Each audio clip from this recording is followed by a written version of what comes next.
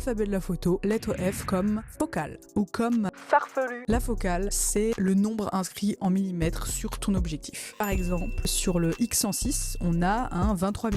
Fin de la vidéo. Nicole, mais restez là. Mais attention, ça mesure pas la taille de l'objectif, mais plutôt la distance entre le capteur et le point où la lumière converge pour former une image nette. Et ouais, et ça je suis sûre que tu le savais pas. La focale définit deux choses essentielles. Premièrement, l'angle de champ. Plus la focale est courte, plus le champ est large. Deuxièmement, le grossissement. Plus la focale est longue, plus le sujet est zoomé. Par exemple, vous utiliserez un 24 mm pour photographier des paysages. Vous verrez que si vous essayez de photographier quelqu'un avec le 24 mm, ça sera compliqué. Là, je filme avec un grand angle. Je vais m'approcher, prenez pas peur, promise pour vous montrer que ça déforme.